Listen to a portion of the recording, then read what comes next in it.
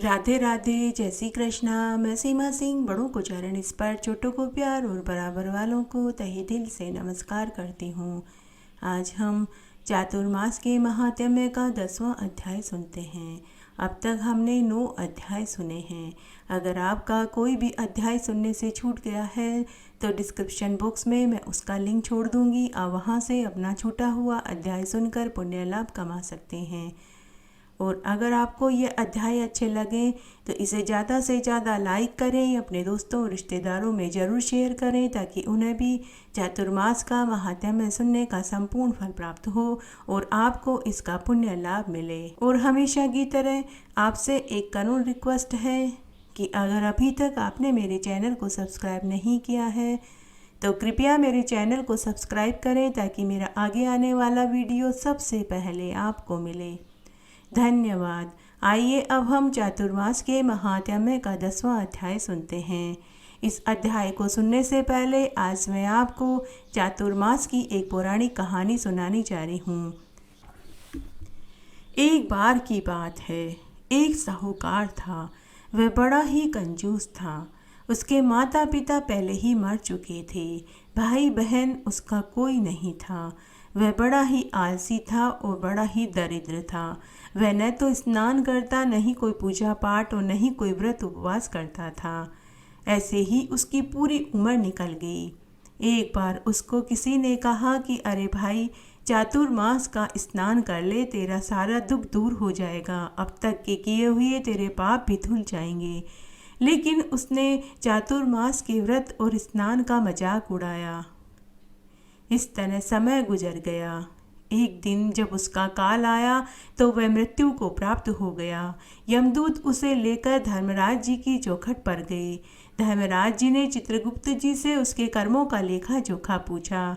तब चित्रगुप्त जी ने अपना बही खाता खोलकर उसके जीवन का लेखा जोखा पढ़कर धर्मराज जी को सुनाया और कहा कि महाराज, इसने अपने जीवन में कोई अच्छा कार्य नहीं किया, नहीं कोई दान पुण्य किया, नहीं कोई व्रत उपवास किया और ना ही कभी इसने भगवान के नाम का स्मरण ही किया। एक बार इसको किसी ने चातुर्मास का स्नान और व्रत करने की सलाह दी तो इसने चातुर्मास के व्रत का मजाक भी उड़ाया। तब धर्मराज जी को उसके विषय में कुछ नहीं सूझा। तब ब्रह्मा जी से पूछा। तब ब्रह्मा जी ने कहा कि इसे किसी न किसी योनि में तो पुनर्जन्म तो देना ही होगा। तब ब्रह्मा जी ने कहा कि इसने चातुर्मास के स्नान और व्रत का अपमान किया है, इसलिए इसे कुत्ते की योनि में डाल दो। यह मृत्युलोक में कुत्ते का जन्म पाकर अपने पाप दोष को पूरा करेगा। तब धर्मराज जी ने उसे कुत्ते की योनि में डाल दिया। मृत्युलोक में उसे कुत्ते का जन्म मिला। उसकी माँ उसे जन्म देकर ही मर गई। अब वह छोटे सा कुत्ते का पिल्ला बिना दूध के 10 दिनों में ही मर गया। पुनः यमदूत उसे लेकर धर्मराज जी के पास पहुँचे और कहा कि धर्मराज जी, यह तो पुनः मर गया है। तब धर्मराज जी ने ब्रह्मा जी से फिर से पूछा। तब ब्रह्मा जी ने कहा कि इसे किसी न किसी का जन्म तो देना ही पड़ेगा, इसलिए अब इसको बंदर की योनि में डाल दो। तब उसे बंदर की योनि में डाल दिया गया। अब वह मृत्युलोक में बंदर बनकर वन वन में भटकने लगा। कोई भी न तो उसे रोटी देता था, न ही कोई केला और चने देता था। वह भूखा प्यासा भटकता रहा। तब सावन का महीना आया। कुंवारी लड़कियों ने सावन के सोमवार के व्रत रखे।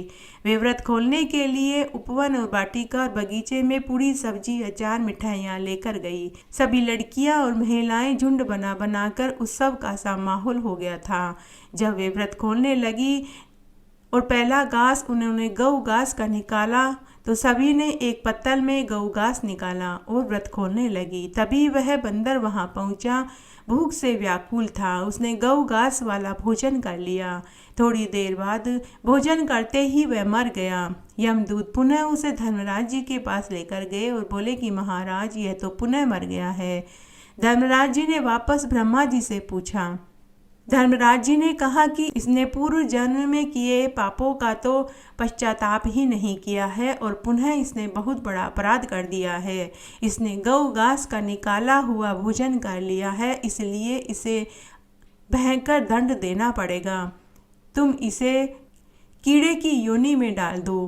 तब धर्मराज जी ने ब्रह्मा जी के कहे अनुसार उसको वापस गोबर में पड़ने वाला कीड़ा बना करके वापस छोड़ दिया। अब वह गोबर में पड़ा सड़ रहा था। एक दिन बहुत बारिश हो रही थी। वह कीड़ा गोबर में पड़ा बहुत दुख उठा रहा था। तभी वहाँ एक छोटा सा भंवरा आया। उस भंवरे को गोबर में पड़े हुए कीड़े के ऊपर दया आ गई। भंवरे ने गोबर के कीड़े से कहा कि अरे भाई, तुमने ऐसा क्या कार्य किया जिससे कि तुम्हें इतने बदबूदार गोबर का कीड़ा बनना पड़ा। तब उस कीड़े ने अपने पिछले 3 जन्मों का पूरा वृत्तांत उसे कह सुनाया। तब भंवरे ने कहा कि चलो, मैं तुम्हें अपने साथ खुशबू वाले स्थान पर लेकर चलता हूँ, शायद वहाँ तुम्हारी किस्मत बदल जाए। तब गोबर के कीड़े ने कहा कि अरे भाई, तुम तो उड़ना जानते हो, मगर मैं उड़ नहीं सकता। तब भंवरे ने कहा कि तुम मेरे पंख पर बैठ जाना, मैं तुम्हें लेकर चलूँगा। तब वह कीड़ा भंवरे के पंख पर जाकर बैठ गया। भंवरा उड़कर फूलों के बगीचे में पहुंचा और उसे एक फूल के ऊपर ले जाकर बैठा दिया। वह गोबर का कीड़ा खुशबूदार हजारे के फूल पर बैठ गया। चातुर्मास का महीना चल रहा था। तभी वहां एक पंडित जी आया और उसने शिवजी के ऊपर फूल चढ़ाने के लिए हजारे के फूल और बिल पत्र तोड़े। उन फूलों को ले जाकर वह शिवजी के ऊपर चढ़ा दिया।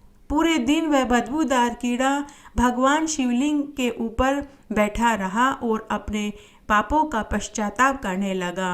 शाम होने पर पुनः मंदिर का एक पुजारी आया और मंदिर की साफ सफाई करी। सभी पुष्पों को ले जाकर कचरे में फेंक दिया गया, जिससे वह कीड़ा पुनः मर गया।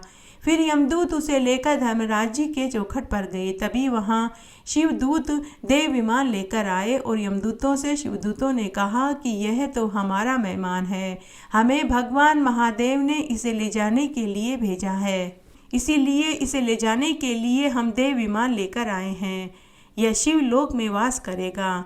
इस तरह वह बदबूदार कीड़ा हजारे के फूल के ऊपर बैठकर चातुर्मास में पूरे दिन शिवलिंग के ऊपर बैठा रहा, जिससे उसके सारे पाप धुल गए। हे शंकर भगवान, जैसी गति उस साहूकार की कुत्ते और बंदर की योनि में पैदा करके की, वैसे किसी की न करना। और जैसे चातुर्मास में हजारे के फूल में बैठे हुए उस कीड़े की शिवलिंग पर चढ़ने पर जो गति हुई, वैसे सबकी करना। कहानी कहने वाले की, सुनने वाले की और हुक्कारा भरने वाले की। घटती हो तो पूरी हो तो परवान चढ़े, भूले बिसरे नाम तेरे भंडार में भरे। इस तरह आज मैंने आपको चातुर्मास की एक पौराणिक कहानी सुनाई। आशा करती हूँ यह आपको जरूर पसंद आएगी। आइए अब हम चातुर्मास का 10वां अध्याय सुनते हैं।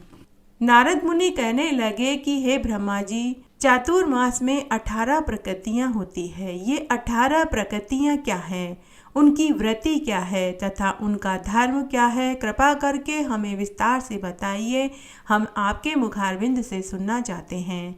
ब्रह्मा जी बोले कि हे नारद मुनि, भगवान विष्णु के नाभि कमल से मैं पैदा हुआ। बहुत समय तक मैं आश्चर्य से देखता रहा। तब भगवान की तरफ से यह आकाशवाणी हुई कि हे ब्रह्मा, मैंने तुमको सृष्टि की उत्पत्ति करने के लिए पैदा किया है, इसलिए तुम सृष्टि को उत्पन्न करो। मैं इसी सोच में था कि संसार को मैं कैसे उत्पन्न करूं। फिर मैं कमल की डंडी में प्रवेश कर गया तो मैंने उसमें अनेकों ब्रह्मांड और संसार देखे। तब मैं चकित होकर कमल जड़ से बाहर आया तो मैंने आकाशवाणी सुनी कि तप करो, तप करो, तप करो। तो मैंने 10,000 वर्ष तक कठोर तपस्या करी, तो मुझे वेदों का ज्ञान प्राप्त हुआ और उन्हीं के प्रभाव से मैंने अनेक प्रकार की सृष्टियाँ उत्पन्न करी। सबसे पहले मैंने मन से मानसिक सृष्टि उत्पन्न करी, जिससे मरीचि तथा ऋषि उत्पन्न हुए, जो कि वेदों के तत्व को जानने वाले, मोह और अहंकार से वर्जित हैं, शुभ कर्म करने वाले, विष्णु के भक्त हुए। फिर मैंने शारीरिक सृष्टि उत्पन्न करी, मुख से ब्राह्मण, दोनों भुजाओं से क्षत्रिय, जंघाओं से वैश्य और दोनों पैरों से शूद्रों को उत्पन्न किया।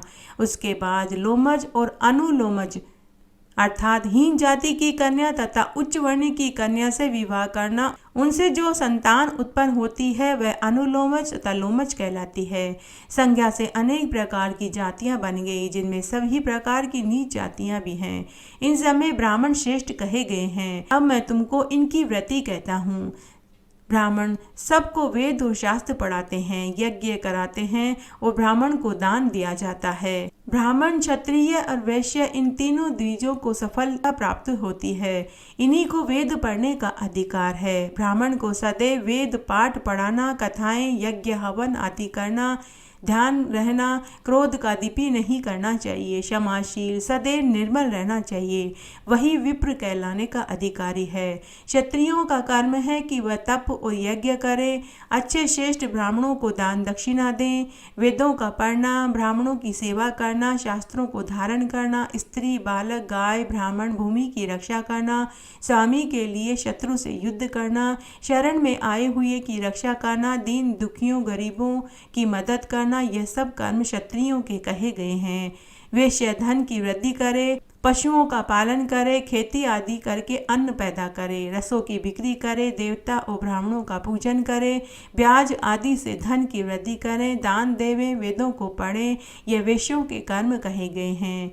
हे नारद, अब मैं तुम्हें शूद्रों का कर्म कहता हूँ। देवताओं का पूजन, नित्य हंतकार निकालना, पितरों का तर्पण करना तथा श्राद्ध करना, भगवान विष्णु की भक्ति करना, वर्ष तथा तिथियों के जो व्रत हैं उनको रखना, चातुर्मास के व्रत को धारण करने से शूद्र भी भगवान के वैकुंठ को लोक को प्राप्त होते हैं। शुद्ध अपने कर्मों से भी जाति को प्राप्त होते हैं। जैसे लकड़ी का काम करने वाला प्रजापति, सूत का काम करने वाला जुलाहा, रुई धुनने वाला धनिक, मच्छी तथा दूसरे जीवों को मारने वाला व्याघ्र तथा चांडाल आदि ये सब अधम कहलाते हैं। सोने का काम करने वाला सोनार, कांसी और पीतल के बर्तन बनाने वाले को ठठेरा, चमड़े का काम करने वाले को चमार, खेल तमाशा दिखाने वाले को नट, यह सब अंत्यज कहलाते हैं। पान बेचने वाला तमोली, हजामत करने वाला नाई, इनके सिवाय दूसरे जो लोमज और लोमज संज्ञा के शूद्र हैं,